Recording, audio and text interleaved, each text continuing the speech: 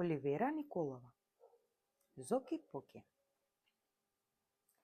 Кој е Зоки Поки и ако сакате, може да го запознаете. Каде може да го најдете? Зоки Поки не е разбойник, не е ни гусар, ни индијанец. Зоки Поки не е ни циркуски клоун, ни фудбалер, ни седмоглаво чудовиште, ни волшебник, ни риба, а сепак има необично име. Тоа име му го стави една Лидија. Една Лидија што е голема до моево колено и што има очи како џамлии. Само не брзајте, ќе ја запознаете и ќе ви се здодее од неа. А кога Зоки Поки не е ништо од ова што рековме, тогаш што е? За да не ви исплашиме веднаш, ќе ви кажеме дека кога Зоки Поки се буди и се протега, прави кога се смее, хо-хо-хо, кога плаче, о-леле, а кога некому му се подбива, уа, па тогаш, нели Зоки Поки е дете? Точно, без грешка. За да си предпоставите поубаво, ви го нацртавме. Но што да ви правиме ако не верувате дека е токму ваков? Најпосле, кога некој не познава некого, може секако да си го замисли. Ке речете, така си е.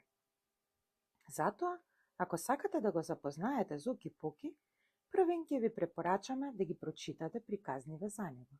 И, ако и покрај тоа сакате да го сретнете, ќе морате да појдете од она што сте го дознале за него и да го барате. Каде ќе го најдете?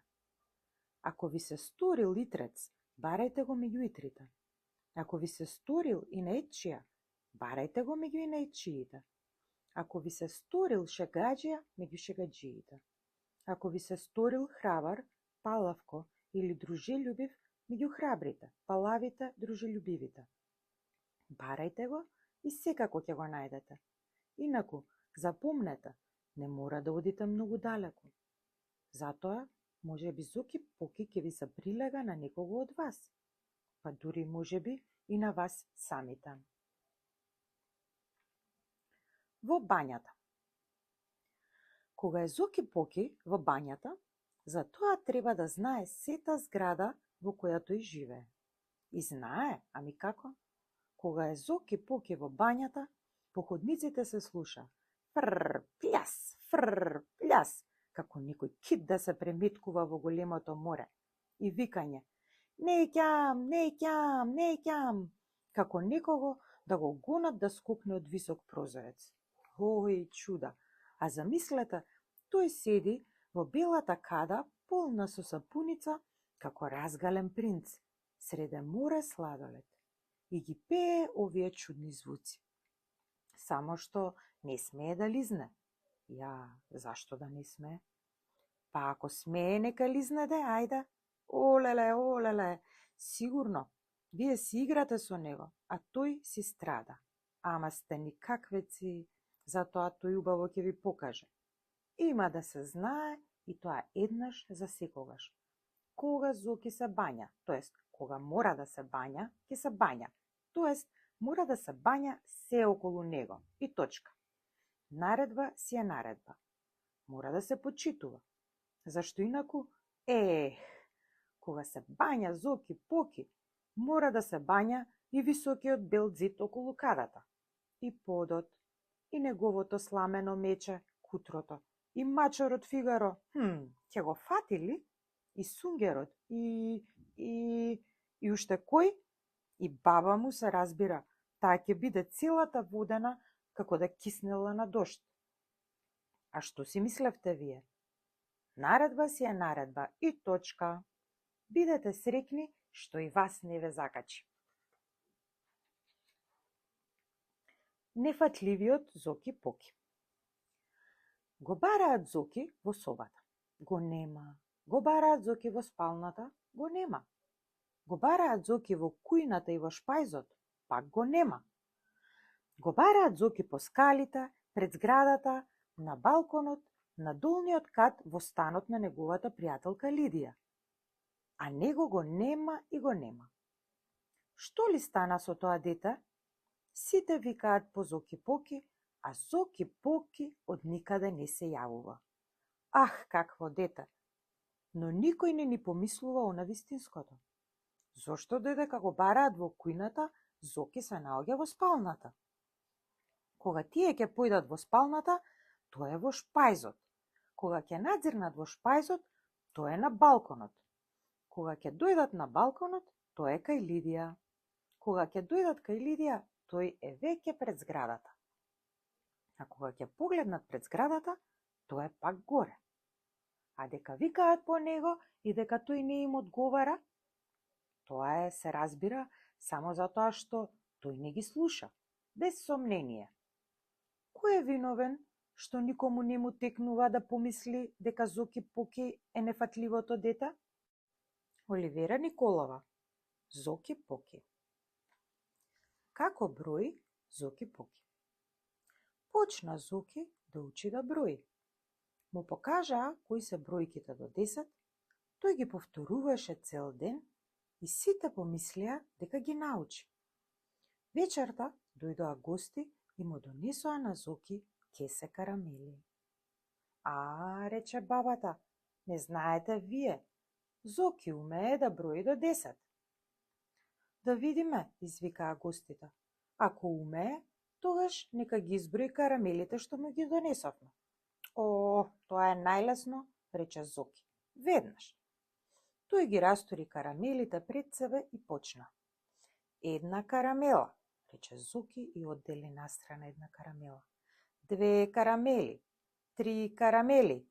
Браво, браво, рекоа гостите.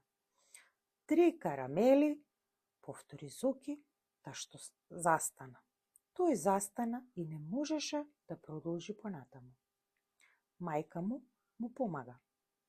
4, се сети храбро Зоки и бликна во радост. 4, знаев јас, 4. Ајде понатаму, го потикнуваа гостите. Зоки пак застана. 5, одново го храбри мајка му, а тој зинал во неа за да ги погоди мислите. Се праша, но одеднаш се сети. 5. Понатаму, викаа нестрпливо гостите. Но Зоки Поки почна да ја врти карамелата во рацата, да се вртка, да гледа во мајка си, па сепак не можеше да си спомне која бројка доаѓа по 5. И, неочекувано за сите, тој си ја стави карамелата во уста. Оваа не е за броење, рече. Не чини. Па и оваа не чини, рече Зоки и за следната карамела. И, какви карамели сте ми донела? Гостите го погледнаа и се насмевнаа. Зарем и другите карамели не се за броење и не чинат? Го праша еден чичко. Чекајте првин да ги пробам, не се збуни Зоки. А потоа ќе ви кажам дали се за броење. И една по една Зоки почна да си ги става карамелите во уста. Најпосле тој зачуден извика. О, па нема веќе карамели за броење. Не ќе постоеше Зоки Поки, ако не постоеше оваа Лидија. Оваа Лидија е голема до моево колено и што има очи како џамлии. Не ќе постоеше Зоки Поки, но ќе постоеше едно дете со едно обично име. Зоран. Кога првпат се сретнаа, Лидија му рече. Како те викаат? А тој рече. Зоран. Не, рече таа. Ти си Зоки. Зошто Зоки? Скратено, така е поубаво. Ти си Зоки. Зоки Поки. Ако? Ако, се согласи тој малку збунато, но и зарадувано дека ќе има ново име. Рече гласно. Зоки Поки. Добро. Гледаш дека ти се допаѓа? Тоа ти е име. Навистина, тоа беше име. И од тогаш малечкиот Зоран, како да стана голема и важна личност, не дозволи никој повеќе да го вика со неговото старо име. А Лидија, што живееше на подолниот кат од неговата зграда, му стана најдобрата пријателка. Со што може да се купи сиот цвет? Во една рака Зоки стега 2 парички, а со другата ја држи Лидија. Што сакаш да ти купам, Лида? Има многу пари, вели тој. Се би направил за својата пријателка. Сакам панделка, вели Лидија. И црвена, и бела, и жолта, и зелена, и сина. И нема таква панделка, вели Зоки. Има. Нема. Јас знам повеќе од тебе. Ти ништо не знаеш, вели Лидија. И не сакаш да ми купиш. Па посакај друго, вели Зоки. Веднаш ќе ти купам. Сакам гума. И црвена, и жолта, и бела, и зелена. Нема таква гума? Има. Нема, посакај друго. Сакам јајце. Зелено и црвено. Пак и зелено и црвено и сино? Нема, друго. Сакам зелено, сино, бело, жолто, тоа сакам. Тоа не може да се купи, вели Зоки. Што сакаш ти всушност? Сакам се, вели Лидија. Се зелено, сино, бело, жолто. И веќе сака да плаче. Како се? Се што лета, се што оди, се што има, сиот цвет. Да, вели Лидија. Сиот цвет. Зелен, црвен, жолт и син. Зоки најпосле се досетува. Одат во една продавница, Зоки ги подава 2 парички и вели. Чичко, сакам да го купам сиот цвет. За Лидија. Како? Прашува продавачот. Сиот цвет. Жолт, син, зелен, црвен, вели Лидија. Ке плаче ако не ја купам, објаснува Зоки. Добро, вели продавачот и им завиткува нешто во една кутија. Еве, децата излегуваат надвор. Во хартијата има 2 шарени бомбони. Лидија ни малку не изненадена. Веднаш го грабнува едното бомбонче и го става во уста. Другото го зема Боки. Децата сега шлапкаат со устите, лижејќи ги бомбончињата. Најпосле Лидија вели. Леле, Зоки, ама е сладок сиот цвет. Да го гризнам ли?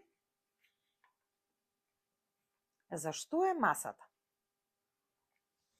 Лидија оди в градинка, а Зоки Поки не оди, зашто има баба која може да го чува дома. На Зоки му е многу тажно без Лидија. Тој не знае како да се игра кога таа не е тука. Но еден ден, Лидија го одведе Зоки во својата градинка. Учителката зачудено го пречака новото дете, но Лидија ја објасни. Ова е Зоки, учителке, Зоки Поки. Ако да остане денеска кај нас? Ако ли да, нека ни биде гостин, се сложи учителката. Но кога влегоа во големата соба со многу столчиња и масички, и кога сите деца седнаа на своето столче, се виде дека за Зоки нема празно место. Ах, Зоки, а каде да те ставиме сега тебе? Рече учителката. Сите се разврткаа и најпосле го седнаа Зоки врз една масичка. Таму тој остана се дотокаш додека учителката не го заврши раскажувањето на убавата приказна, што имаше подготвено за денес за децата. Потоа, сите излегоа надвор, па почнаа да пеат и да играат, а кога одново требаше да седнат на своите малечки столчиња во собата, Зоки пак си седна врз својата масичка. Ова на Зоки многу му се допадна, па по пладнето дојдоа дома, уште не го слечени палтото, тој се поткачи на едно столче и чуп, седна врз масата. Зоки, што е тоа? Вели баба му. Слези. Слези, вели и Лидија, но Зоки не слегува. Ама Зоки, чули што ти реков? Повторува баба му поостро. Чув, вели Зоки, но не слегувам. Сакам и овде да е градинка. Овде има столови, вели Лидија. Слези, Зоки Поки. Неќам, сакам да седам врз маса. Но Зоки, вели баба му, на масата се јаде, а врз стол се седи. А јас ќе седам врз масата, а на стол ќе јадам. Добро, вели баба му и замолчува. А кога Зоки посакува да јаде, Чинијата со јадењето, таа му ја става на столот и си оди. Гледа Зоки, Лидија убаво си јаде, а тој мора да се наведнува од масата кон столот и не може ни салча да земе. Гладен е. Не може да биде погладен, но и наетот не му дава да слезе од масата. И што да прави? Најлесно му е да заплаче. И Зоки почнува да плаче, долго и оптегнато. Тогаш доаѓаат од работа татко му и мајка му. Што ти е, сине? Прашуваат загрижено и двајцата. Олеле, плаче Зоки сега уште погласно. Баба не ми дава да слезам од масата, ме тера вака да јадам. Олеле. Заедно со Зоки Поки живее и еден Фигаро. Тој е можеби исто толку познат, колку што е познат и прочуениот бербер од операта Севилскиот бербер. Но за жал, овој Фигаро нема никаква врска со берберскиот занает. Да знаеш, барем малку да држи ножици и да подсечува ваму-таму, тогаш косата на Зоки Поки сигурно ќе беше убаво подкастрена. Но можеби за среќа. Зошто леле? Кој знае што ќе станеше во станот на Зоки Поки ако овој Фигаро умееше да држи ножици? Еве ви да го видите. Големата авантура на Фигаро. Мачорот на Зоки е дебел и прилега на голема топка за плажа. Но иако сите го признаваат тоа, никој не умее да каже како тој го доби своето име, кое впрочем никако не подсетува на таква топка. Најпосле, зарем за еден мачор може името да биде толку важно? Тој е навистина познат и славен, а на славните им требаат убави имиња. Но Фигаро беше од оние што не обрнуваат внимание на тоа. Тој само знаеше дека сака да си игра и да се задева. Да, рака на срце, многу сакаше да се задева. Например, многу сакаше да се обесува со ноктите на долгото и набраното здолниште на бабата, или лулето на таткото да го тркала под креветот, иако тој поради тоа многу се лути. Или да скока врз убавиот чадор на мама. Што се чудите? Еднаш така и стана, скокајки од креденецот врз него кога тој беше отворен да се исуши од дождот. Фигаро го расцепи свилениот чадор со своите ногти. Гледате ли? А пак, што се прави со Зоки, тоа не може да се раскаже. Умот ќе ви застане. Сака ете да си ја стави извалканата шепа врз секој негов најнов цртеж, за да изгледа како печат. Сака да лизне од секоја чаша млеко што Зоки треба да ја испие, но кој му дава? Сака е да ја завлече главата во чевелот на Зоки и така како збудален да јури низ станот. И уште што не. Но по се изгледа, најмногу сака да си игра со муви. Штом ќе види мува, заборава на себе. Скока по неа и врз креденецот и врз запалената печка, па дури за една мува може да најде обесен и на лустерот. Како го прави тоа? Никој не знае. Неговите скокови се вистинско чудо. Па бидејќи сите зборуваат за него, го фалат, го опишуваат неговите збеснувања, го караат и го клоцаат, викаат по него, па само што се слуша неговото име, славата на Фигаро секој ден расте. Веќе секое дете од улицата знае за него, но не може да се рече дека сите толку го сакаат колку што зборуваат за него. На славните им се восхитуваме, но дали ги сакаме, друга работа е. А завчера по улицата се пренесоа гласови. Фигаро, пшт, пшт, кутриот Фигаро, пшт, пшт, замислете, Фигаро. Некој го сожалуваше, некој му се подсмеваше, така ти е тоа. А еве што се случи. Низ прозорецот во собата влета една оса. Дзунеше гласно и предизвикуваше. Фигаро ги наостри ушите и фррр по неа. Таа на прозорецот, тој врз завесата. Таа на таванот, тој врз креденецот. Таа на креветот, а тој под креветот. Потоа таа кај вратата, а тој над масата и ги искршил забите. Одеднаш осата долета право пред неговите ноза, а збунетиот Фигаро, пап, ја поклопи со муцката. Што стана потоа? Фигаро мјаукна и се пикна под креветот, а осата остана неподвижна на своето место. Но повеќе го немаше Фигаро да излезе. Под креветот остана цел ден и молбите на Зоки не ги послуша. А кога доцна вечерта со тажно мјаукање ја подаде главата, сите подзинаа. Ова ли е Фигаро? Очите му беа речиси затворени, а носот како домат.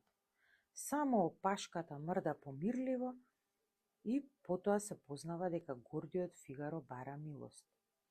Бабата го зеде вскут и почна да му става студени облози врз каснатото место. И, како што се вели за некого, дека откако ќе се попари од млеко, дува и на матеница, така по оваа случка и Фигаро почна да бега дури и од мувите. А тоа беше нешто што не смееше да му се случи на еден славен мачар. И кога оваа вест се пренесе по улицата со шепотење, славата на Фигаро почна да потемнува. Пшт, пшт. Чувте ли што му се случило на Фигаро? Пшт, пшт. Оливера Николова, Зоки Поки. На улица. Денеска Лидија и Зоки Поки немаа што да прават. Одат тие двајцата околу својата зграда, а Зоки има во раката црно јагленче. Нацртај го Фигаро, вели Лидија. Зоки се завртува кон зидот и почнува да црта. Тој знае по нешто многу убаво да нацрта, а Фигаро особено убаво го црта. Нацртај му и коски, предлага Лидија. Нека се лаже Фигаро. Зоки нацртува и коска. Потоа тие пак шетаат околу зградата. Нацрта едно коковче, вели Лидија, и Зоки Поки пак црта. Нацртај му и пиленце. Така и коковчето и пиленцето остануваат на зидот, а Зоки и Лидија продолжуваат да шеткаат. Хајде сега, нацртај тркалца, тркалца, многу тркалца. И Зоки пак се завртува кон зидот и со своето јагленче црта многу тркалца. А сега нацртај еден стап голем до таму голем. Зоки го допира јагленчето до зидот и почнува да трча, а над зидот останува предолга црна линија. Тоа е нацртаниот стап што го бара Лидија. Но на крајот од зидот Зоки веќе нема јагленче во рацете. Тоа се потроши. Одеднаш еве еден постар човек. Што е ова? Ги прашува тој децата. Кој е? Се чуди Лидија. Ваша ли е зградава? Наша, вели Зоки, па и тој почнува да се чуди. Јас седам на 4-тиот кат, а Лидија под нас. Добро, вели човекот. Бива ли вашата зграда да изгледа вака грдо? Не е грда, вели Зоки. Ова се слики како во градинката на Лидија. Направи човекот. Ова веднаш треба да го избришете. О, не може, се буни Зоки и мака го фаќа од работата што би се отворила. Може, со топла вода и со крпа. Но ние не можеме тоа да го направиме. Ние сме малечки, вели Зоки, и се стуткува целиот за да се смали. Добро, тогаш ќе ви ги истргам ушите за да пораснете. Не, го запира Лидија. Јас се ќе избришам, чичко, ви ветувам, сигурно. Ти си добра малечка, вели чичкото. А кога ќе го избришеш? Па, се разбира, чичко, кога ќе пораснам. Не грижете се, нели ви дадов чесен збор? Кој бил кукавица? Денеска поголемите деца од зградата на Зоки Поки се фалат кој од кој е похрабар. И Зоки е меѓу нив. Тој вели: и јас сум храбар. Но големите деца не му обрнуваат внимание. И јас сум храбар, повторува погласно Зоки, но веќе е навреден. Пак никој не се завртува кон него.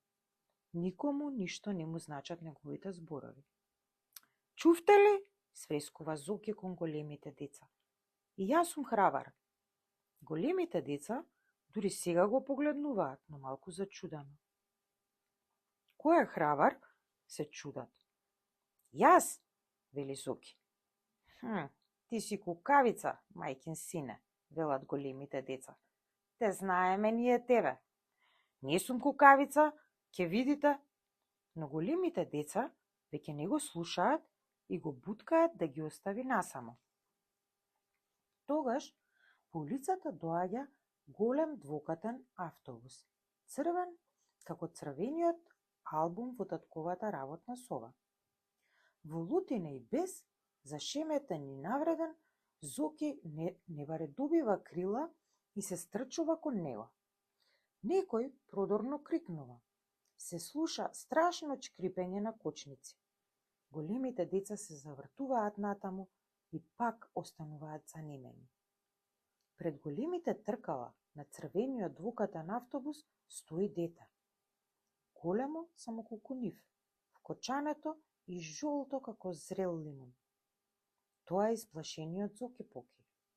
Дури сега сваќа што направи. Нозете му се тресат и во главата му се врти. Иако автобусот веќе стои, тој со најголема радост би побегнал пред неговата огромна големина. Но нема сила за тоа. Шоферот, исто толку жолт како него, ја брише потта од челото и вика кон Зоки. Но тој ни да се помрдне. Гледа во патниците што се појавили исплашени по прозорците. Срцето му тупоти, другите автобуси свират и тој не знае што да направи. Тогаш шоферот слегува од кабината, го фаќа Зоки за уши и така го довлечкува до тротоарот. Големите деца веднаш го заобиколуваат. И ете тогаш нему му се враќа силата. Си мисли: леле, колку беше страшно, никогаш повеќе. А пред големите деца се исперчува како да добил орден за својата храброст и додека бојата на лицето пополека му се враќа, тој вели: Видовте ли кој е кукавица? Шоферот немаше смелост да ме изгази. Зоки Поки беше в парк. Зоки Поки беше в парк, па кога се врати оттаму, го праша: што виде таму, Зоки? Зоки како одамна да го очекувал ова прашање. Тој знаеше дека децата често така ги прешуваат, за да ги научат повеќе да гледаат околу себе. Како па тие тоа да не го правеа. Но Зоки, како Зоки, беше подготвен на се. Па за да им направи задоволство на постарите, почна да реди како ни стоп. Видов еден чичко, леле колку беше смешен, немаше друга работа, па со една жица ги буцкаше сите книжиња што ги спуштаа децата. Потоа си ги ставаше во една кошничка да си ги носи дома. Возрастните се насмеа, но сепак го поттикнаа. А што виде друго? Една мајка и едно дете седеа на една долга штица што се нишкаше. На игралиштето ли? Да, но каква лоша мајка! Таа беше од едната, а детето од другата страна на штицата. Кога детето ќе дојдеше до земја, таа ќе му направеше така, тоа пак да се крене горе. Ого, кутрото не смееше дури ни да заплаче, да видевте само. О, рекоа возрастните, пак се насмеа. А што виде друго? Што? Видов како едно бебе го чува деда си крај својата количка. Дедото дремеше, а бебето мафташе со рачињата за да му гишка мувите пред носот. О, рекоа возрасните и пак се насмеа. Потоа видов како едно големо дете се играше во тревата. Чичкото чувар го вида, потрча по него и му рече: "Дојди да ти го измерам грбот, невоспитанко." Но детето беше неучтиво и избега. И на ова возрасните пак се насмеа. На Зоки му е радост кога некој се смее, но тој не ќе нему да му се смеат. Затоа тој рече: "Епа, кога на се што ќе ви кажувам се смеете, тогаш нема повеќе што да ви кажувам." И тој тупна со ногата и си излезе. Приказна за тажниот петел. Знаете веќе дека Зоки Поки живее во многукатна зграда, во центарот на градот. Бидејќи пред неа и зад неа нема двор, неговите родители чуваат еден петел на таванот. Тоа е, се разбира, забрането, но петелот е толку убав и голем, што не им дава срцето да го заколат. Секое утро Зоки и баба му носат храна на петелот. Кога ќе влезат тие на таванот, петелот секогаш стои мирно во еден агол. Не се ни трга, ни бега, само така стои и гледа понекогаш во Зоки со своите љубопитни очи. "Бабо," се чуди често Зоки, "што му е на овој петел?" "Тажен е," му вели баба му. "Затоа е таков." "Зошто би бил тажен?" "Па, на таван е, Зоки. Кој петел не би сакал да биде надвор?" Мисли Зоки. "Многу е жално кога е некој тажен. Што можам да направам со овој пепел? Да се пушти сосема малку на улица, например. Како би било тоа?" Откако слегоа долу во станот, Зоки скришум се искрадува пак на таванот и почнува да го гони петелот удолу по скалите. Петелот првен изгледа многу зачуден, но потоа како да сваќа нешто, истрчува и почнува да бега по скалите. На свиоците ги шири крилјата како авион, скока и креска колку што го држи гласот. Зоки трча по него, се препиња, паѓа и вика. Се отвараат вратите од становите, излегуваат жителите на големата зграда и кога го гледаат петелот, помислуваат дека тој треба да се фати. Сите потрчуваат по петелот, а тој сега веќе е исплашен, уште побрзо полетува на улица. Улицата малку го збунува. Застанува, почнува да гледа наоколу, испитува се и се што и се дуе. Се гледа дека е уплашен и среќен. И Зоки е уплашен и среќен. Тој не мисли на незгодите што може да ги предизвика овој петел на улицата. "Бабичке," моли тој, "не фаќајте го, не фаќајте го." Но никој не го слуша Зоки Поки и тој почнува да плаче. Поминува еден камион и за малку убавиот петел ќе се најдеше под неговите тркала. Зад него јурат две лимузини и еден автобус, па моторциклисти со развејани виндијакни. Петелот сосем се избезумува. Креска, ги шири крилјата и трча од еден до друг тротоар. Луѓето што трчаат кон него за да го фатат, уште повеќе го избезумуваат. Току што ќе избега од нив, еве ги тркалата на некој автобус, еве ги нозете на некој минувач или количката на некој бебе. Ах, каква брканица! Собраќајот се запира. Доаѓа полицаец и бабата на Зоки мора да плати казна. Во градовите, домашните животни не смеат да шетаат на улица и тоа треба да се знае и да се почитува. Но зарем тоа го знаеа Зоки и убавото петле? Петелот пак мора да се врати на таван. Но по овој настан, како нешто да се измени во неговиот живот. На Зоки му се чини дека тој сватил оти и овде има пријатели. Инаку, зошто толку ведро би трчал кон Зоки, кога овој секое утро ќе подаде главата низ таванската врата? Големиот убав петел како да не е повеќе тажен. Дали е поради тоа пријателство со Зоки или поради тоа што најпосле сватил дека во големите градови е подобро да бидеш на таван отколку на улица. Оливера Николова, Зоки Поки. Гостин од село. Кај Зоки дојде гостин. Едно селанче од некое далечно село, дете на пријателот од татко му. Се викаше Толе. И тој Толе постојано молчеше. Седи на столот, ги скрстил рацете и гледа во шарениот килим.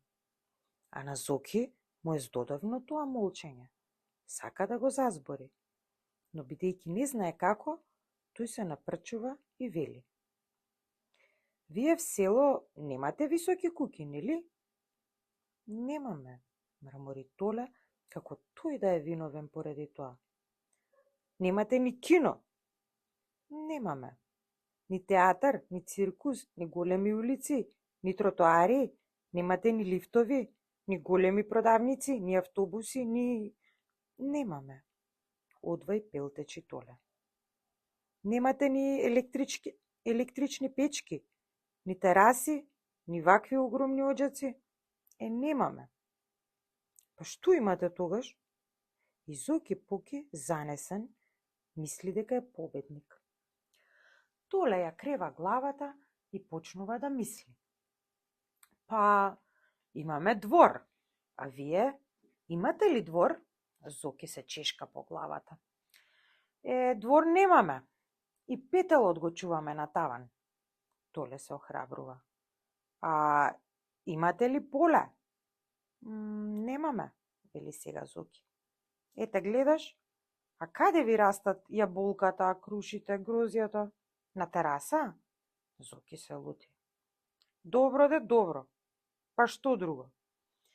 Па немате ни крави, вели Толе. Ни биволи, ни воденица, нели? Ни поток, кажи. Немаме, признава Зоки. Но повеќе со ништо не можеш да се пофалиш. Но Толе дури сега почна да се топори. Како не? А имате ли вие, кажи, планина? Планина, се чуди Зоки. Кој може да има планина? Па ние, до нашата куќа се наоѓа планина. Види, се стаписува Зоки и замолчува. Тогаш влегува бабата со рацете запретани во тесто. Вели таа, струјата изгасна, питата нема каде да ја печам. Ние в село имаме вршник, вели Толе, и фурна, а вие електрични печки. Мисли Зоки, мисли и одеднаш се му станува јасно. Па што, си вели тој, тие имаат она што немаме ние, а ние пак она што немаат тие. Па тоа е прекрасно. Од оваа мисла, лутината брзо му поминува и неговото лице со наклоност се насмевнува кон гостинчето од село. До сега многу пати чувте за баба му на Зоки Поки, но веројатно не го знаевте ова. Дека тоа е најубавата баба на светот. Дека тоа е најдобрата баба на светот. Дека тоа е најмилата баба на светот. Ќе речете можеби, баба ко баба, со очила и со два заба. Ако, и запомнете, за неа пред Зоки Поки ни еден лош збор ќе ве разнесе како бомба. Па ако сакате, обидете се. Кога бабата се лути. Еднаш баба му се налути на Зоки. Веќе не знам зошто беше, но му рече: Срам да ти е, Зоки, не зборувам повеќе со тебе. Но со кого ќе зборува Зоки, ако не со баба си? Дома повеќе никого нема. Тато и мама се на работа. Лидија в градинка. Тој се замисли. Ами ако те насмеам, бабичке, и тогаш ли нема да зборуваш со мене? Не, рече баба му. Нема да ме насмееш. Тогаш Зоки ја зеде вазната и ја стави на глава, па рече: Гледај, бабичке, нели сум смешен? Бабата го погледна, но не се насмеа. Зоки со машата си го исцрта лицето, а со карминот на мајка си нацрта смешни извиени мустаки. Бабата пак не се насмеа. Тогаш Зоки отиде во бањата. Ја зеде четката за пајажење, ја стави под мишка и почна важно да шета по собата. Но бабата ниту го забележа, ниту пак нешто од сето тоа и се стори смешно. Зоки рече: "Штраки буки кики бум", но и тоа не го направи саканиот впечаток. На Зоки веќе не му текнуваше што да направи. Испи една чаша вода, го потргна фигаро за опашката, погледна низ прозорецот, нацрта едно човече со 7 нозе, но ништо. Без баба си е страшно осамен. Најпосле се реши. Го зеде бокалот од масата, замижа и го истури врз главата. Водата плусна по подот, а бабата скокна разлутено. "Ти не ранимајко, непослушко, знаеш ли дека ќе те натепам толку убаво што ќе запомниш?" Но Зоки, дури сега среќен, беше подготвен на се. "Ако, бабичке, ако, натепај ме убаво, натепај ме. Само те молам, зборувај ми. Не можам кога не ми зборуваш." Грижа. "Бабо," прашува еднаш Зоки, "кога ќе се женам јас?" Баба му малку се чуди на ова прашање, но пак му одговара: "Кога ќе пораснеш, Зоки?" За Зоки ова е малку необично. Тој од секогаш мисли дека е пораснат, но другите тоа како да не го признаваат. "Па зар не сум пораснат?" прашува тој за секој случај. Ти треба уште малку, а и ти треба и некоја да сакаш." "Како да сакам?" "Како што ме сакаш мене, на пример." "Само тоа?" "Само тоа, Зоки." "Па тогаш јас ќе се оженам со тебе, бабичке. Само нели ќе ми кажеш кога ќе бидам голем?" Жешка супа. Стопати на Зоки му е речено дека жешката супа не смее веднаш да се јаде, зашто забите ќе се расипат. И Зоки стопати ќе рече: "Смее да се јаде." Стопати на Зоки му е речено дека супата не смее и сосема да се излади, па потоа да се јаде. А Зоки се ќе рече: "Смее." Денеска никој ништо не му рече на Зоки за супата. Затоа, што ми ја ставија чинијата пред него, тој веднаш цркна и се испопари.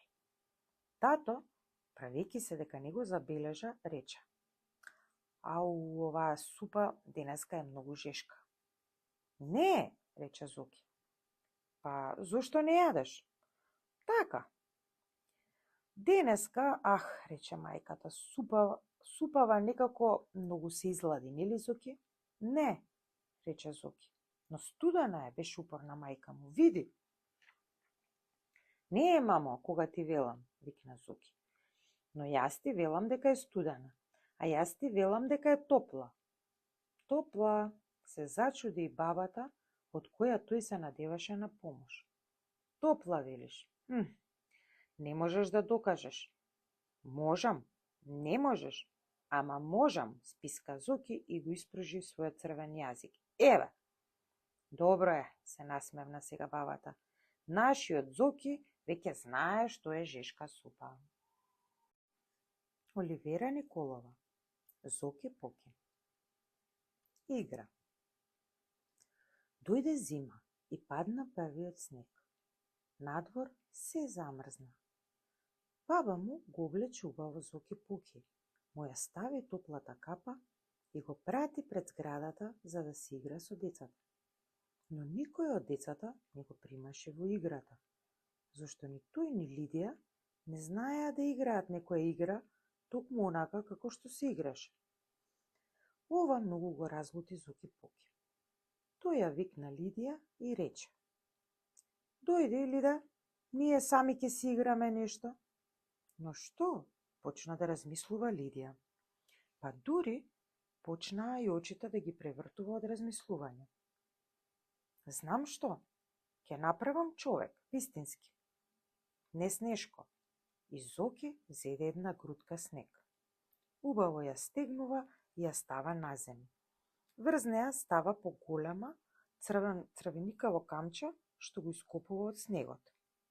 Гледаш, вели, човек, немој да се буниш, каменов е главата.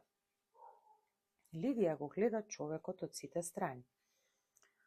Тоа е човек. Чекај, јас ќе направам. Што ќе направиш? Па човек. Не може. Јас направив човек. Ама јас ќе направам, можам. Не смееш. Твојот нема да биде добар. Ќе биде, Зоки? Не. Јас прв направив човек и тој е најдобар. И ако Лидија не попушташе, тие сигурно ќе се скараа. Добро, вели таа. А да направам шпоред, Зоки, ако? Ако, шпоред може. А тенџере? И тенџере може. Ќе вариме ручек, ако? Ако, за кого? А за кого варат нашите мајки? За нас. Ние пак ќе вариме за твојот мачор и за твојот петал. Добро. Лидија зеде крутка снег, ја сплескува и ја става на земја. Тоа е шпоредот. Од друга помала грудка, што ја дупнува малку во средината, за да се разликува од шпоредот, таа прави тенџера. Сега да купиме нешто за ручек, вели Зоки. Тој оди за даголот од куќата и помалку се враќа со полни раце смрзнати дрвца и ситни камчиња. Ама ручек ќе биде ова, извикува Лидија, за да ја чујат и другите деца. Веднаш ќе биде готов, Зоки, веднаш. И таа почнува да меша во тенџерето со едно стапче. Оваа игра ги привлекува другите деца. Што правиш ли, да? Ја прашуваат сега тие. Ручек прави, одговара надуено Зоки. Охо, се засмеуваат децата. Каков е тој ручек? Месо од дрвца со граф од камчиња, вели сериозно Лидија. Охо, а има ли супа? Има. А од што е таа сладка супа? Се кикотат децата.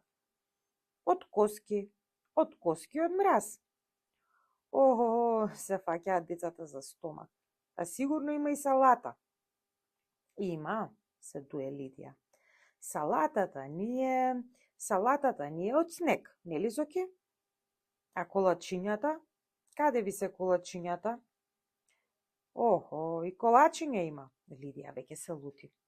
Пукнете, и колачиња има, Зоки вели. Пукнете, а од што се колачињата? Се уште ги задираат децата. Почнува налутено Лидија, но не може да се сети. Сака да заплаче, но вели. Колачињата се од ништо. А Зоки намуртено додава. И за вас нема. Колачињата веќе ги зедовме. Зоки Поки има многу играчки. И моторен воз, и авион, и лимузини, и велосипеди, и трактор, и дигалка, и топки, и труби. Но најмила од сите играчки му е сламеното мече. Зошто сламеното мече? Може да го земе в постела, може да му зборува, може да му нацрта вештачки солзи и мустаки. Може и да го натепа. Сламеното мече може да изгледа како живо. Па затоа Зоки Поки најмногу од се го сака. И мечето има грип. Зоки е болен од грип. Стариот чичко, доктор, рече дека ќе мора да остане в постела, ако сака побрзо да оздрави. Но на Зоки му е многу здодевно в постела. Тој лежи сам, мајка му е на работа, татко му е на работа, а баба му го готви ручекот во кујната. Бабо, вика тој одеднаш, дај ми го сламеното мече да си поиграм. Баба му доаѓа, но и паѓа на ум дека Зоки ќе се открива ако му дозволи да си игра со мечето. Мечето, се чуди таа. Па нели ти е жал за него, Зоки? Ако е до тебе, и тоа ќе се разболи од грип. Мисли Зоки, мисли и нема што да каже. Баба му пак си оди во кујната и нему му е уште потешко вака сам. Надвор врне дожд и прозорците се влажни. Бабо, вика пак Зоки. Дојди бргу ваму. Баба му доаѓа. Што е, Зоки? Ама не знаеш ли? И сламеното мече е болно од грип. Како? Се чуди баба му и поаѓа кон мечето, што седи жално и сфрлено за дагалот. Ха, кашла Зоки за нејзиниот грб, преправајќи го гласот и вели. Слушаш ли? Мечето кашла, настинато е. Па што да му правиме, Зоки? Вистински се чуди баба му. Донеси го кај мене во кревет, да се стопли во го. Така заедно ќе оздравиме. Добро, вели баба му. Но ќе треба и од лекот заедно да пиете. За мечето знам дека ќе пие, тоа сака да оздрави. Но ти ќе пиеш ли? Зоки размислува. Инаку не ти го давам. Ќе пијам, вели Зоки и ги пружа рацете кон сламеното мече. Баба му го става мечето во постела на Зоки. Но да знаеш, нема да се откривате, затоа што мечето тогаш повеќе ќе настине и јас ќе ти го земам. Така сега Зоки и неговото сламено мече лежат мирно в постелата, покриени дури до уста.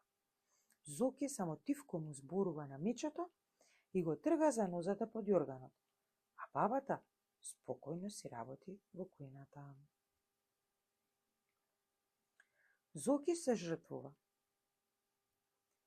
Стариот чичко доктор дојде да го прегледа болниот Зоки и потоа рече: ќе треба да му испитаме крвта на Зоки, па се заврте кон него.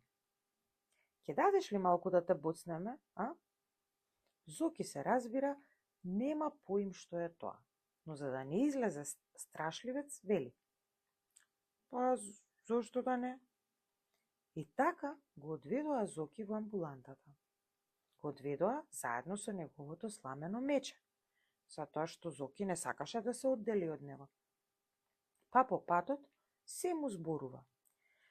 Ние не се плашиме од ништо, нели мечко? Да видиш што е тоа лесно боцнување, веднаш ќе помине. И додека Зоки го стега мечето до своите гради, тоа кима со разнишаната глава како да му потврдува. Во амбулантата ги дочека еден човек сиот во бело. О, вели, ти си тој Зоки, а? Та ние за тебе чувме многу нешта. Што сте чуле? Прашува Зоки. Па тоа дека си бил голем јунак. Нема да го излажат Зоки. Тој веднаш знае дека сакаат да го охрабрат за да не се плаши од боцнувањето. Не, овој чичко ништо не чул за него и баба му така му вели кога му дава да пие од оние горчливи лекови. Но Зоки ништо не вели на тоа. Тоа се разбира, готов се да поднесе, само чичкото во бело да не помисли дека е тој навистина страшливец. Сега, Зоки, ќе бидеш ли мирен? Го прашува чичкото. Па јас сум мирен. Одлично, вели чичкото. Сега, Зоки, малку ќе те боцнеме со оваа игличка во некој од твоите прстиња, затоа ќе ми кажеш кој од твоите прстиња е најнемирно. Зошто? Па него ќе го боцнеме за казна. Нека знае дека и ти можеш да го накажеш тоа што е немирно, ако е твое. Чекај да помислам, чичко. И Зоки почнува да мисли. Ги гледа сите своји прстиња, но не може да се реши. За сите му е жал. Не, чичко, сите мои прстиња се мирни, вели тој. Не давам ниту едно да ми боцнете. Па нели си ти храбар, Зоки? Јас сум храбар, чичко, но моите прстиња се добри. Не сакам да ми ги накажувате. Чичкото размислува. Тогаш ќе го боцнеме твоето убаво и кротко мече. Ако? Мораме некого да боцнеме за да оздравиш ти, Зоки. Морате? Мораме. А зошто токму мечето? Па ти не ги даваш прстињата, а кутрото мече, иако е подобро од сите твои прстиња, треба да се жртвува за тебе. Гледаш ли каков си ти, Зоки? Не ти е жал за пријателите? Жал ми е, ние убаво си игравме со мечето, а ќе го боли ли, чичко? О, него многу ќе го боли, зашто е мече и ќе ти се љути дека си го предал. Па можеби и ќе ти се загуби никаде, намерно, за да не биде повеќе со тебе. Зоки гледа во чичкото, не верувајќи, но наскоро му ја подава својата рака. А овој брзо само малку го боцна и се беше готово. Само толку? Прашува изненаден Зоки. Па само толку, вели чичкото и се смее. Но одејќи за дома, Зоки му покажува боцнатото прсте на сламеното мече и му вели: Гледаш ли? Мене ме боцнаа за тебе. Па сега внимавај, немој некаде да ми се загубиш, затоа што тогаш ќе ти дадам да ти ги збоцкаат сите твои прстења за казна. Да знаеш, јас се жртвував за тебе. Помни сега. Што е смешно? Многу нешта се смешни на овој свет. Да пукнеш од смеење. Додека надвор вее снег, Лидија и Зоки гледаат низ прозорецот. Лидија вели: Што е смешно овој снег, Зоки? И таа почнува да се смее, дуејќи ги образите. Ха! И што бил смешен, и се подбива Зоки и го поддржува нејзиното смеење. Хе. И за да покаже дека ја исмејува, и тој ги дуе образите како неа и престорено се смее. Хо. Но Лидија не се повлекува поради ова подсмевање. О, Зоки, вели таа, што е смешно она дете, погледај го. Ха, леле, што било смешно, се смее Зоки и за да биде уште посмешно, додава еден нов вид на смеење. Тој прави ху. А она дрво, Зоки, ха, хо, ху. Ќе му распукаат образите на Зоки. Лидија навистина смешно му изгледа. Таа веќе не може да дише од смеење. Зоки, се загрцнува таа. Ха. Сега и на Зоки сето ова му станува многу смешно. Тој ја гледа разсмејаната Лидија и смејата како река го зафаќа. Што ти е пак сега смешно, Лида? Ху. Смешно ми е тоа ху. А мене твоето ха-ха-хе. О, хо. И тоа хо. Што е смешно?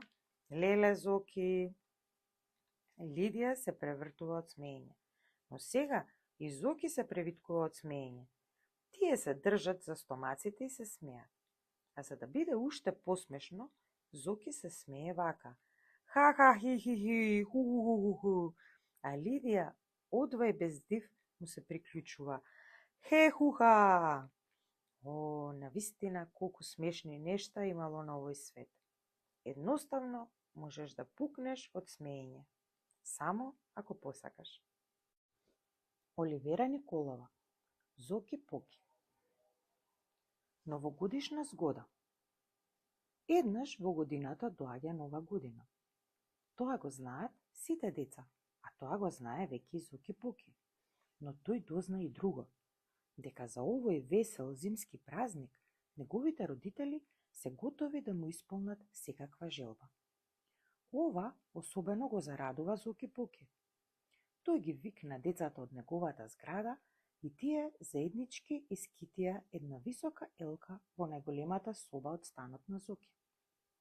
Татковците им донесоа многу играчки, бомбони во светликава хартија и разни фигури што можеа да се обесат на елката. Но, меѓу сите овие шарени дребулии, најубав беше чоколадниот Дедо Мраз, што децата го ставија под елката. Од кога беше се готово, тие си отидоа дома и му нарачаа на Зоки убаво да ја чува на китената елка, затоа што неговиот мачор може нешто да собори. А утре, токму на првиот ден од новата година, децата ќе дојдат овде и со убави песнички ќе го поздрават овој радосен празник. Зоки Поки сериозно си ја свати задачата. Ќе ја чува елката, како што не чувал ништо и никогаш досега. Задача си е задача, а уште кога ќе ја доверат другари, тука нема мрдање.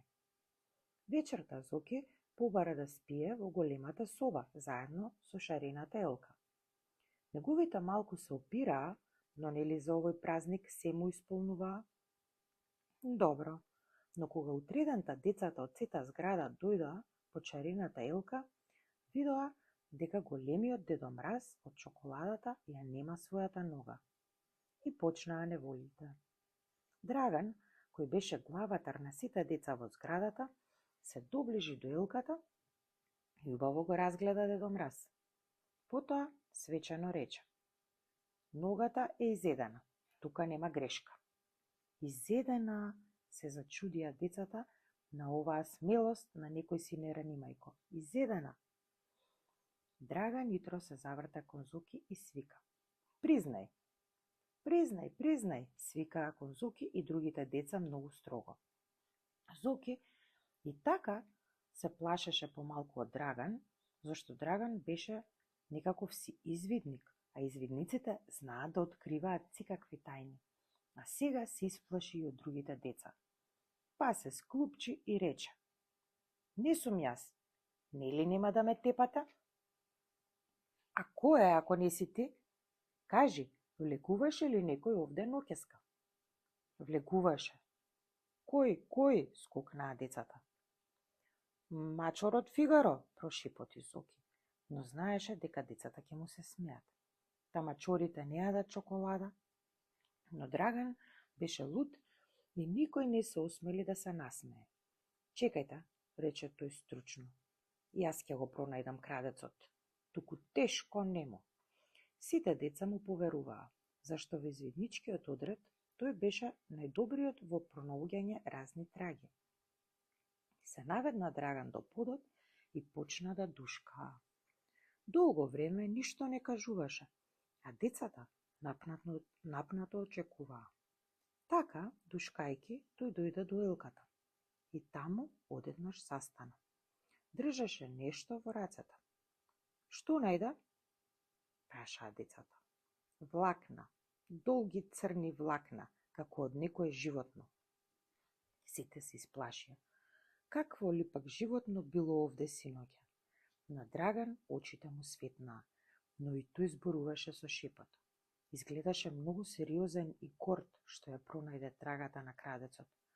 Но тогаш едно од децата се присети. Да не се тоа влакна од Фигаро? Јасно, на сите им улесно. Со Фигаро лесно ќе се расправат, нека е само тој. А ти, Драгане, рече едно од децата подсмевајќи се правиш како лав да си уловил. Драган од ова многу се навреди, па налутено рече: ќе му покажам јас на тој мачор, коските ќе му ги искршам. И тој јурна кон вратата. Но уште не беше ни излезен, во собата се чу слабото гласче на Зоки Поки. Немој, Драгане, мојот мачор не е виновен. Јас ја изедов ногата на Дедо Мраз. Тато и мама се две суштества кои не можат одделно да се замислат. Тато е како голем брат, а мама како голема сестра.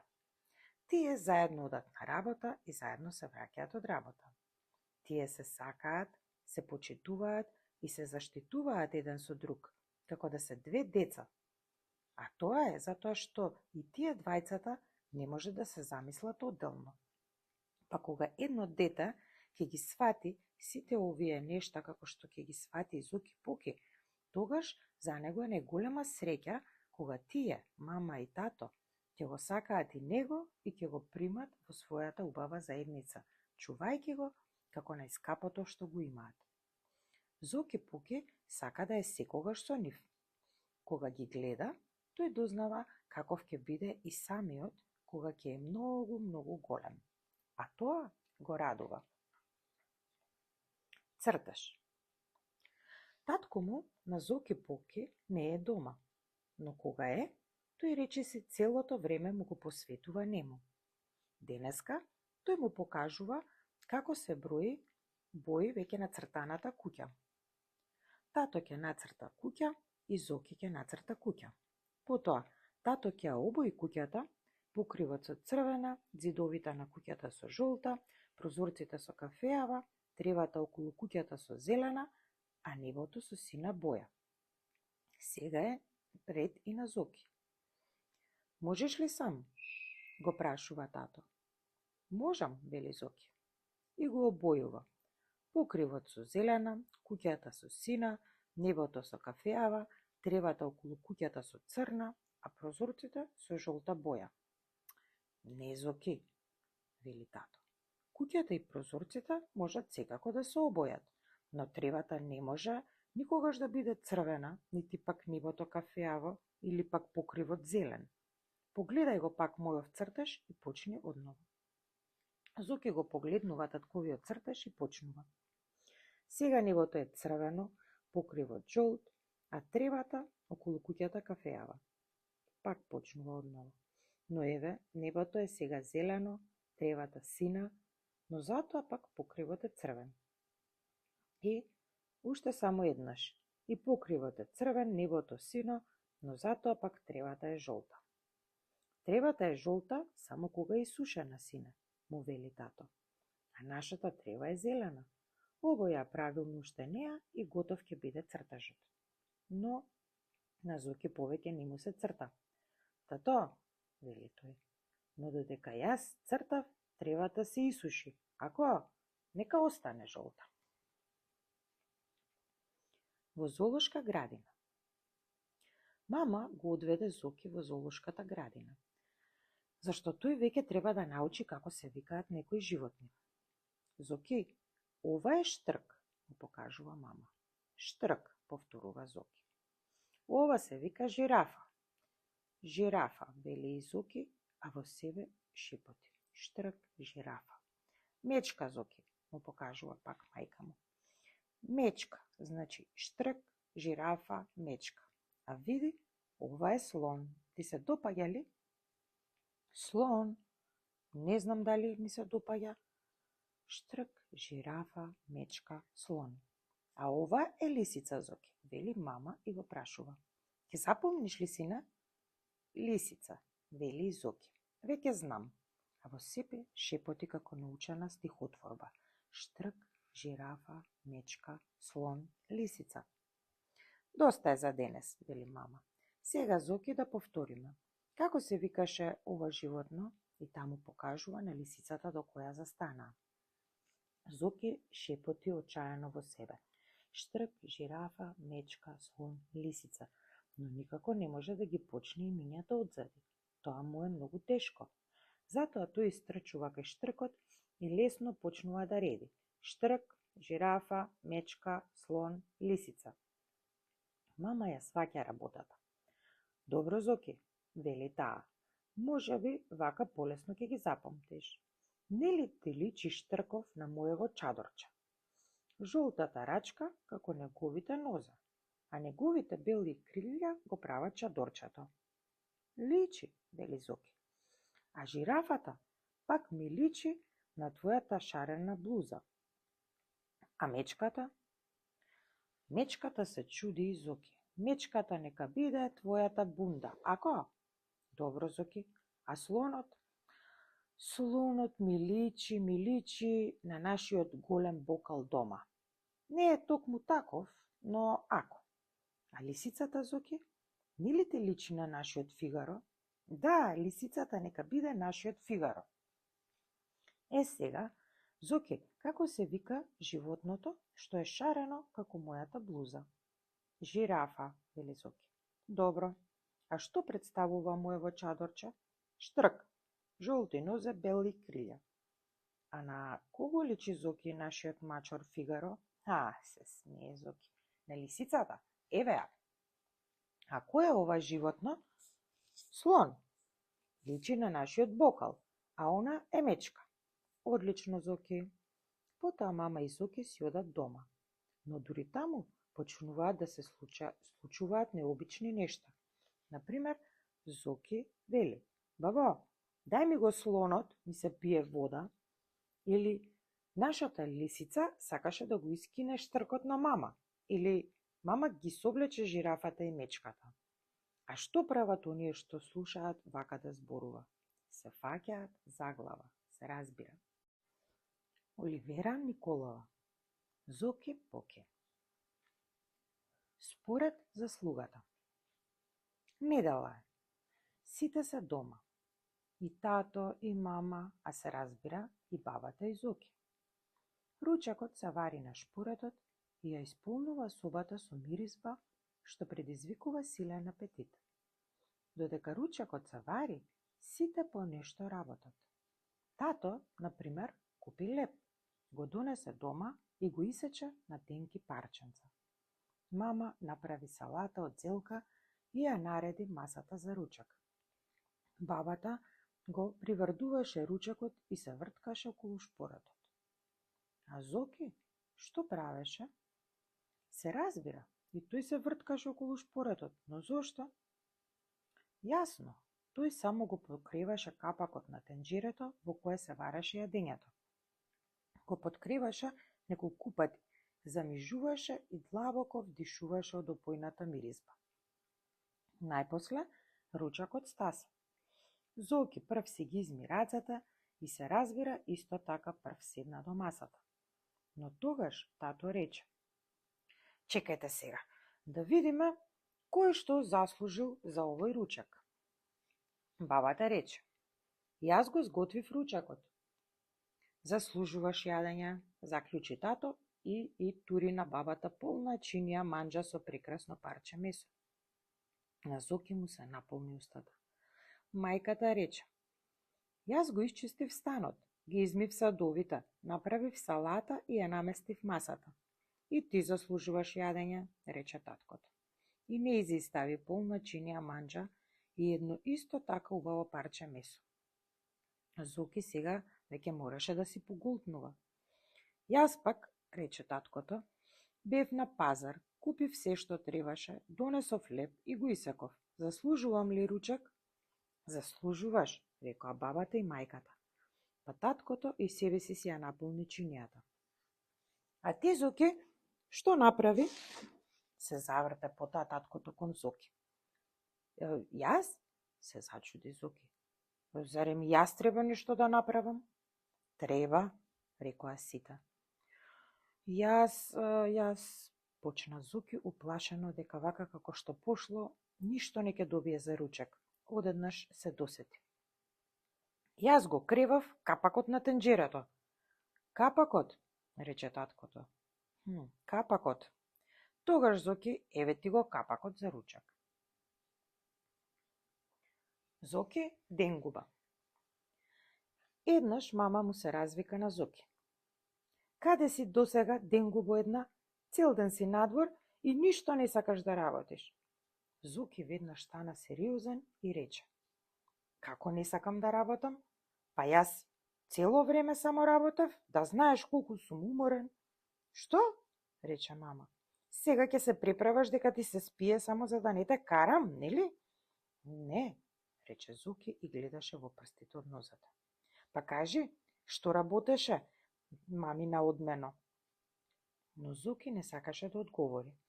Не е тој толку глупав да го каже тоа што за возрастните не е работа. А тој цело време, како работеше. Вам може да се каже зашто вие ќе разберете. Еве, прво, со голем напор чистеше цреши во својата уста. Второ, броеше колку пердувки има неговиот петел на таванот.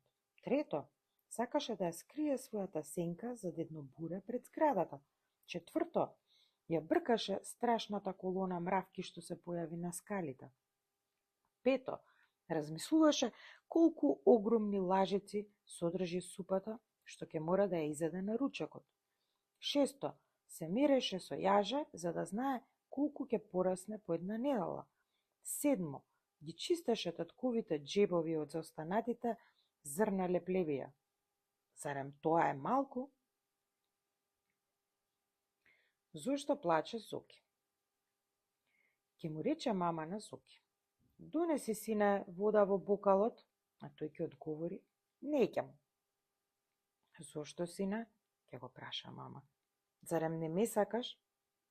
Не, ќе рече Зоки. Не те сакам, ќе му рече мама на Зоки. Помогни и сине на баба, тој ќе одговори. Неќам. Зошто сине? Ќе го праша мама. Не те сакам, ќе му рече мама на Зоки.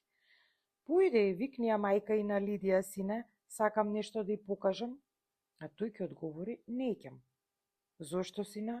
Ќе го праша мама. Така, не те сакам, ќе му рече мама на Зоки. Дојди да ми помогнеш да ги измиеме садовите, сине. А Зоки веднаш ќе рече, не те сакам, не те сакам. Но попладнето мама се подготвуваше да излезе на прошетка. Ке ме земеш ли со тебе, мамичке? Прашува Зоки. Не, вели кусо мама. Зошто, мамичке? Така, вели едноставно мама. Не те сакам. Тогаш Зоки почнува да плаче. И сите што го гледаат се прашуваат зошто е сега ова плачење. Колачиња. Мајка му на Зоки направи колачиња и шарани од озгора со бадемчиња и со чоколадо. Штом ќе ги видеше, на Зоки нешто скокутливо ќе му заиграше во стомакот. Мамо, постојано молеше тој, да земам ли уште едно, само уште едно, сосема малечко колаче. Мајка му се смешкаше. Но, кога еднаш надзирна во садот во кој ги чуваше колачињата, виде дека се тие преполовени. Се замисли таа, ги крена колачињата високо над долапот. Ами сега, што ќе прави Зоки? Ги нема веќе колачињата. Мамо, прашува тој, а кога ќе ги јадеме оние колачиња? Кога ќе дојдат гости, вели мама. Доста ти се тебе, лошо ќе ти биде од многу колачиња. Но на Зоки не му е нималку лошо. Штом ќе се сети за колачињата, него стомахот го боли по нив. Најпосле дојдаа гостите. Тие уште си ги соблекуваа капутите во предсобието, а Зоки ги прашуваше. Јадете ли вие колачиња? Потоа гостите влегоа во собата. Мајка ми направи многу убави колачиња, вели Зоки. И така го прекинува разговорот што неговите родители го започнале со гостите. Зоране, биди умен, го потргнува баба му. Зоки се сневеселува. Но не поминува многу време, тој пак се сеќава за колачињата. Но како да почне разговор за нив? Се завртува кон мајка си. Мамо, вели, ние имаме гости. Зарем нема да ги почастиш со колачињата? Гостите изгледа, ја разбраа работата, па почнаа да се смеат. Мајка му ги донесе колачињата и почна да ги почестува гостите. Но Зоки го одминува, како да не го гледа. Мамо, а мене? Прашува Зоки и веќе сака да плаче. Па ти не си гостин, сине, вели мама. Не сум гостин. А кога би бил гостин, би ме почестила ли? Се разбира, вели таа, но ти не си гостин. Ке бидам, вели Зоки, веднаш ке видиш. И тој истрчува надвор, а гостите го испраќаат со смеење. По малку време некој чукна на вратата. Мама отвара. Тоа е Зоки. Добар ден, вели тој. Ви дојдов на гости. Ке ме почестите ли со колачиња? Мајка му веќе нема што да прави, па го седнува заедно со другите гости и го почестува. Зоран зема едно колаче, но уште тоа не го изел, мисли веќе на другото и ја подава раката кон подавалникот. Зоки, сине, вели мајка му, почекај малку, па така не прават гостите. Но Зоки поки ли нема да се досети? И тој сега вели, па јас не сум гостин, мамичке, јас сум твојот Зоран. Балон. Балоните се убава работа, особено кога ќе се добијат на подарок. Тоа го научи и Зоки Поки за својот роден ден. На неговото име поштарот донесе едно пакетче. Мајка му го отвори пакетчето и од него испадна еден балон. Балонов ти го испраќа тетка ти и ти го честита роденденот, рече баба му читајќи го писмото. Многу се зарадува Зоки. Го наду балонот, му ја врза грглушката со конче и го пушти по собата. Балонот е лесен како пердувка и штом Зоки само малку ќе го дувне с устата, тој се извишува уште повисоко, се до таванот. А пак кога ќе му ја одврза грлушката, што станува тогаш? Воздухот шишти, како пишталка. И како сега да не ги сакаш балоните? Цело попладне Зоки пречекува гости. Мајка му и баба му ги честат, татко му разговара со нив, а Зоки ги пребројува подароците. Што ти не доби? Не може ни да се изброи, ни да се опише. Најпосле, тоа не е толку важно, зашто сепак за Зоки најубав подарок остана големиот жолт балон од тетка му. Вечерта дојде и стрико му на Зоки. Додека другите се поздравуваа, Зоки гледаше во неговите раце, но тие беа празни. Каква жалост! Што му стана на овој стрико, па ништо да не ми купи? И за да му покаже дека заборавил да му купи подарок, Зоки рече: Види, стрико, тетка ми го испрати овој жолт балон дури преку пошта. Рече стрикото, изгледаше како малку да се сневесели. Јас пак мислев дека немаш балон. Знам и да го надујам, рече Зоки. Види. И Зоки трчаше по собата, го дуваше балонот, пак го испушташе воздухот и пак ја врзуваше грлушката толку занесено, само за да му покаже на стрико си дека тој и без неговиот подарок убаво си поминува и дека нималку не му е криво што ништо не му донел. Ако, нека види. Но во еден миг нешто направи, пак и балонот го снема. Зоки остана со зината уста, а кога се созаде, почна да пишти. Балонот, мојот балон си го сакам. И готов е. И по подот да се валка од жал и несреќа. Сите се собраа околу него за да го утешат. Но за Зоки ниеден збор нема значење. Тој си го сака жолтиот балон и ништо повеќе. Но стрико му тогаш го подигна од подот, му ги избриша солзите и насмевнато му рече: Ајде, Зоки Поки, доста со плачење. Погледај нешто ваму. Зоки го отвори првен едното око, потоа и другото. Стрикото нешто вадеше од својот джеп. Што ли ти извади? Тој сега убаво ги отвори двете очи. Што? Балон? Да, и стрико му донел балон. Син, уште поубав од жолтиот што пукна. Зоки Поки ги избриша солзите и му се фрли во прегратка на стрико си. Оливера Николова. Зоки Поки. Големото патување. Не знаете вие колку Зоки Поки сака да патува.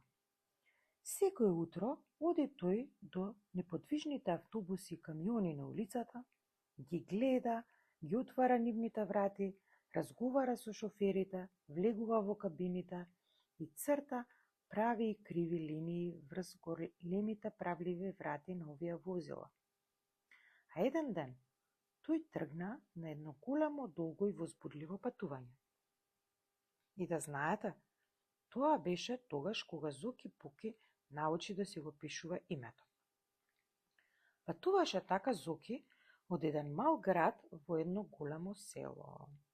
Па покрај една широка река, до едно долго море, дојде во една тесна улица, а потоа изби на еден малечок плоштад, па виде една ниска планина и се искачи на една висока рамница. И се така патуваше и патуваше по целиот свет. Патуваше со денови и со ноќи, а крај него дуваше ветер и патиштата го засипуваа со својот прав. И сонцето го печеше, и студот го штипеше. Моторот работеше неуморно. А Зоки ни да се помрдне, се на исто место си седи. Гледа што станува и молчи. Глас не пушта од себе. Така, тој ја пропатува едната половина од овој широк свет. Доволно му е кога е дете и токму сакаше да појде и понатаму, туку шоферот го запре камионот. Ја тресна вратата од кабината, го донесе дебелото црево и почна да го мие извалканиот камион. А тоа беше страшното, затоа што токму поради тоа мораше да престане ова долго, најдолго и највозбудливо патување. Не чудете се многу и не жалете го бестрашниот Зоки Поки, затоа што е најчудно и тој самиот не знае за ова големо патување. Додека тој си седи дома, тоа наместо него патуваше неговото име што го напиша врз правливата врата на големиот камион. Волшебната цреша. Еден убав ден, Зоки, мама, тате и баба поидоа со автобус на крајот од градот за да посетат еден свој пријател. Кога ги виде, тој многу се израдува и ги покани во својата убава куќа, што беше само на еден кат, зашто луѓето ваму не живееа во големокатници како во центарот. Но сите одбија да влезат внатре, затоа што во градината околу куќата беше толку убаво и свежо, што никому не му се влегуваше во затворена соба. На Зоки се му се допадна. Тој почна да трча по градината и за чудо никој не свика по него, како кога сакаше да трча по улицата. Тој почна да вика гласно, да мафта со рацете, да се загледува во секоја тревка и пак никој не свика по него. Ниту пак се обиде да му објасни дека и тоа не смее да се прави. Чудно место. Па тоа беше доволно Зоки да биде среќен. Но не остана се на тоа. Пријателот го фати за рака и тие двајца отидоа зад куќата. Таму имаше многу овошни дрвја. Црешите беа сосема зрели и црвени и висеа на дрвјата. Знам, ова се цреши, нели? Рече Зоки. На прв пат виде како растат цреши. Пријателот го подигна на раце и тие заедно почнаа да берат цреши во една чинија. А потоа Зоки сам се скина една цреша и долго време ја задржа во својата рака, нежно и меко како да држи малечко пиленце. Му беше жал да ја изеде. Ја гледаше низ расширените прсти и можеби токму затоа што така долго и внимателно ја гледаше и ја испитуваше, таа му помогна да открие многу работи. Првин откри дека е тоа една убава црвена цреша и дека нејзиното тело е многу нежно и мазно. Ја испита и нејзината долга зелена рачка, што ѝ прилегаше на рачка од чадор. И како прв пат да дознава пред сите рече: Мамо, ова е цреша. Тато, ова е цреша. Бабо, ова е цреша. И знаеше дека тоа што го откри сега нема никогаш да го заборави. Потоа почна играта. Ја стави до устата, ја свитка незината долга рачка и, о, чудо! Таа му заприлега на мала стомна. Викна: Мамо, ова е стомна. Тато, ова е стомна. Бабо, ова е стомна. А потоа црешата повеќе не беше стомна. Зоки го стави незиното главче во устата, а рачката ја задржа надвор. И таа стана свирче. Па тој потрча по дворот свирејки фи-фи, фи-фи, фи-фи. Кога ја скина долгата рачка, црешата стана тркалезна црвена џамлија, поубава од сите што ги беше видел дотогаш. Бабо, тато, мамо, повика тој. Ова е џамлија, најубава џамлија. И самиот беше зачуден колку нешта откри со помош на една цреша. Најпосле ја изеде црешата, ја исплука семката и откри уште дека таа цреша е и многу вкусна за јадење. Ах, рече Зоки, оваа цреша е волшебна. Долго потоа беше многу среќен од нешто необјаснато. Толку среќен што му се чинеше дека може се да направи. Точно беше. Таа цреша беше волшебна.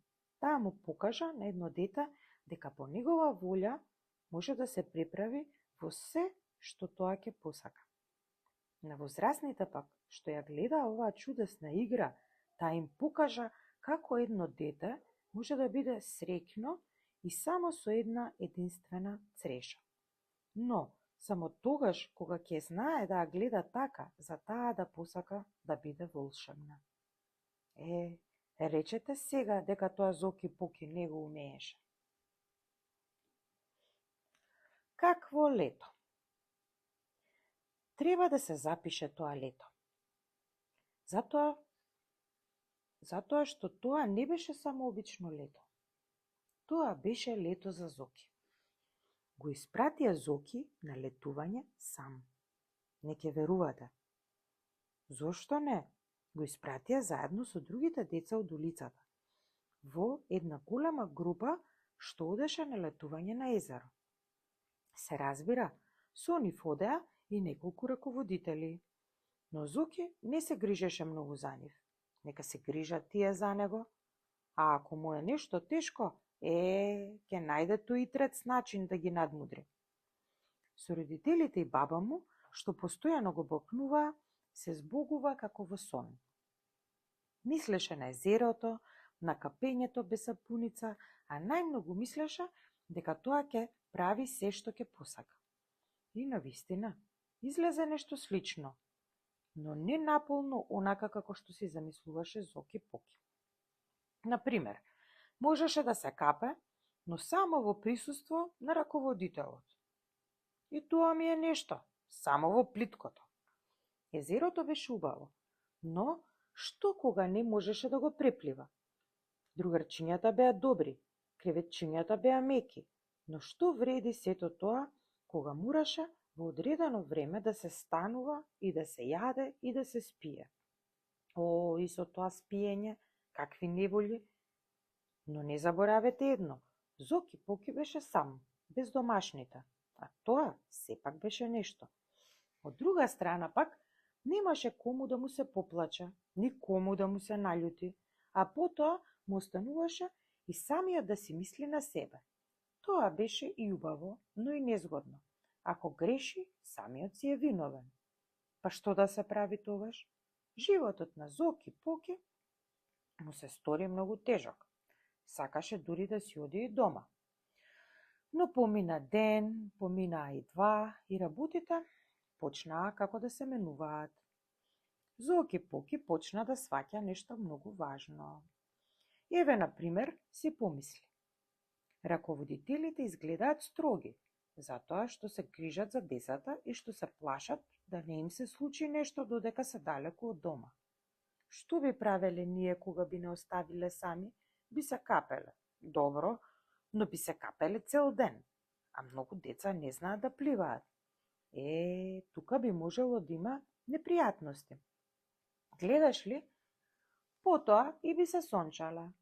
И ако тоа не го правевме постепено, како што не учеа раководителите, грбчињата ќе не изгореа. Па и со спиењето, раководителите велат со спиењето децата раснеле.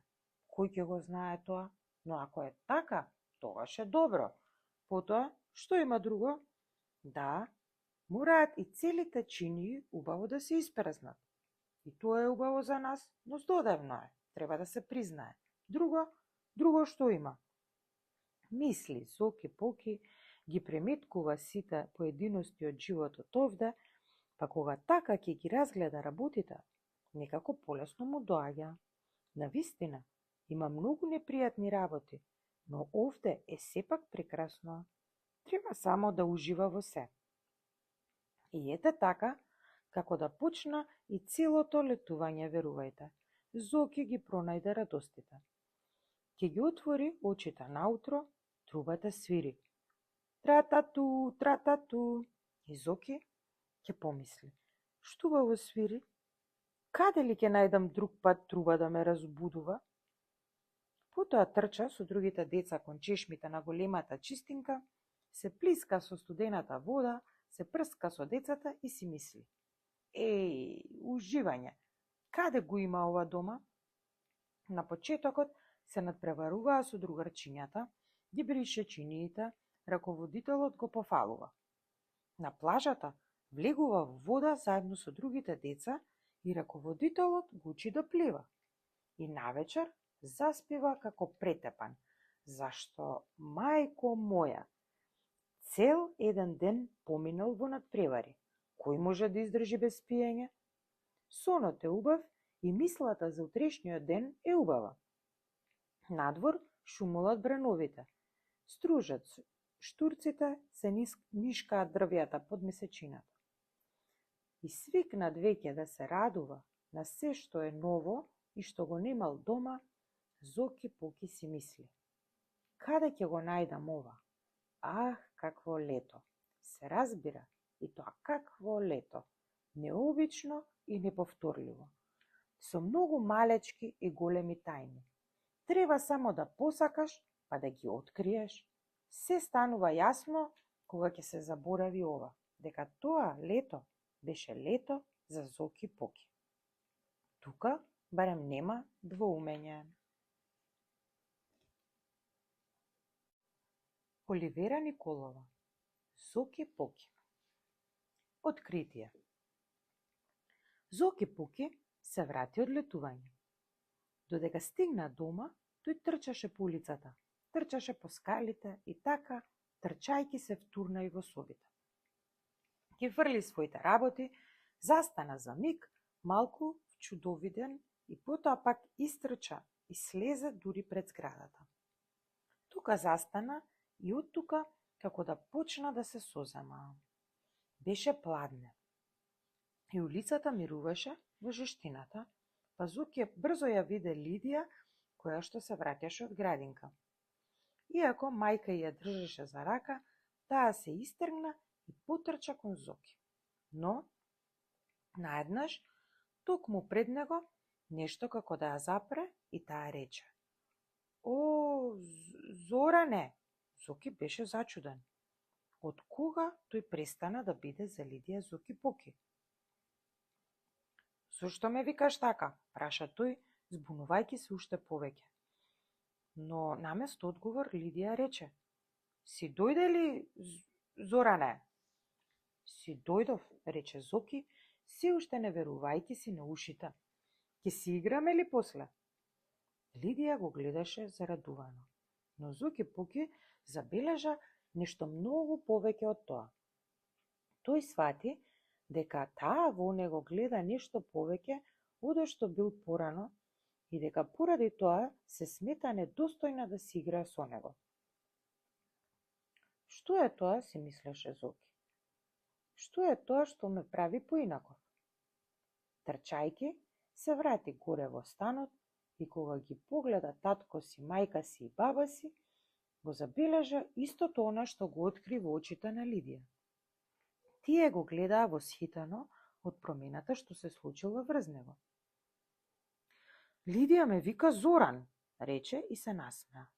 А веднаш потоа праша: "Зошто ме гледате така?" "Си се изменил, Зоране," рече тато. "Си пораснал, сине," рече мама. "О, колку си пораснал, Зоки мој златен," рече и баба. Зоки почна да трча по собите и кога сето она што го чу, го среди во својата глава, застана. Да, се му беше јасно. Пополека отиде во шпајзот и го најде онаа јаженце со кое порано се мереше секоја недела. Потоа го исправи од петиците, седо врвот на главата и уште повеќе се зачуди. Беше поголем цели 2,5 прста. Мајко моја! Потоа пак почна да трча, речиси избезумено, од радоста што му ги раскинуваше градите. Ја дофати високата библиотека, со прстот ја допре рамката од сликата, само малку се поткрена и можеше слободно да гледа низ прозорецот. А кваките на сите врати ги отвори лесно, лесно како да е тато. И кога го откри сето тоа, се втурна во собата каде што беа неговите. Не мислејќи повеќе на ништо, радосен и среќен, извика: "Па јас сум голем, бабо, мамо, тато, јас сум голем." Тие гледаа во него со насмевнати очи, а бабата ги избриша своите солзи радосници. Зошто нема повеќе приказни за Зоки Поки? Видовте и сами. Не постои веќе некој си таму Зоки Поки. Ете зашто. Постои едноставно само едно дете што се вика Зоран. Едно дете што расте и што еден ден треба да биде голем човек. Па нека му е среќно растењето.